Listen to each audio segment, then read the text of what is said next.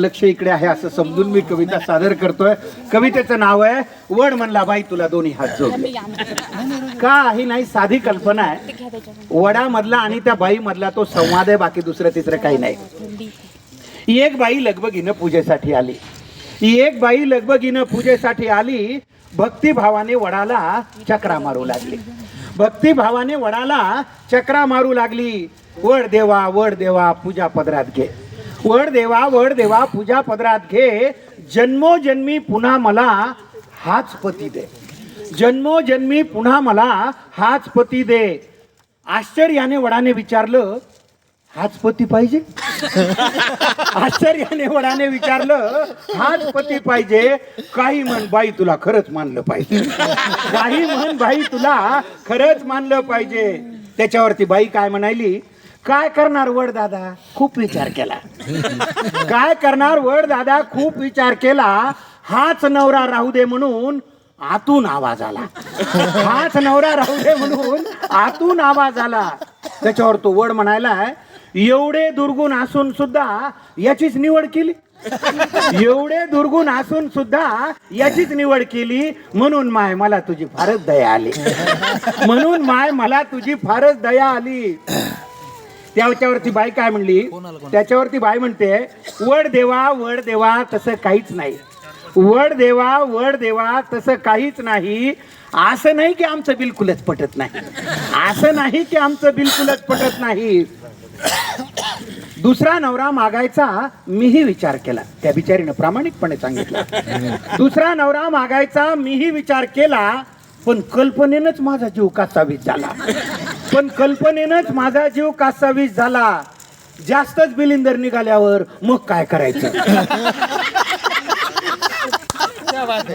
जास्तच बिलिंदर निघाल्यावर मग काय करायचं? म्हणून म्हणलं याच्यासाठीच वडाभोवती फिरायचं. म्हणून म्हणलं याच्यासाठीच वडाभोवती फिरायचं. तुम्हाला तर माहिती आहे देवा, मी काही कमी नाही. तुम्हाला तर माहिती आहे देवा, मी काही कमी नाही. बिचाऱ्याच्या डोक्याला केस सुद्धा ठेवला नाही. बिचाऱ्याच्या डोक्याला केस सुद्धा ठेवला नाही. अधून मधून गुरगुर करत, मी थोडंच ऐकते. अधून मधून गुरगुर करत.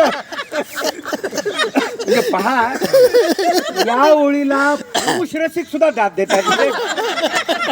याच्यापेक्षा स्वच्छ मनाची माणसं असू शकतात का? अधून मधून गुरगुर करत, मी थोडंच ऐकते. एका कानाने ऐकून दुसऱ्यानं सोडून देते. एका कानानं ऐकून दुसऱ्यानं सोडून देते. माझी आई मला म्हणली, नवरा बदलायचा नाही. पहा, म्हणजे तो आतून आलेला आवाज कुठून आलेला होता. आजकाल हा आवाज फार झाला. माझी आई मला म्हणली, नवरा बदलायचा नाही. एवढा बावळट माणूस तुला कुठेच मिळायचा नाही.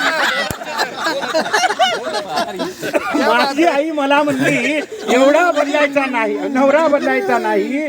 एवढा बावळट माणूस तुला कुठंच मिळायचा नाही. तुम्हीच सांगा वड देवा, आईचं मन मोडू का? तुम्हीच सांगा वड देवा, आईचं मन मोडू का? नशिबाने मिळालेलं चांगलं माणूस सोडू का? नशिबाने मिळालेलं चांगलं माणूस सोडू का? वयोवृद्ध झाडाने पण गडगडाटी हास्य केले. वयोवृद्ध झाडाने पण गडगडाटी हास्य केले. वड म्हणला बाई तुला दोन्ही हात जोडले. वड म्हणला बाई तुला दोन्ही हात जोडले. शेवटच्या 4 ओळीकडे आपण विशेष लक्ष द्यावं आणि त्याला आशीर्वाद द्यावे. त्या 4 ओळीला कविता लिहिली कशासाठी? शेवटी वड काय म्हणतोय, न विसरता दरवर्षी पूजेसाठी येत जा. न विसरता दरवर्षी पूजेसाठी येत जा. झाडांसाठी आयुष्यातला थोडा वेळ देत जा. झाडांसाठी आयुष्यातला थोडा वेळ देत जा. धन्यवाद.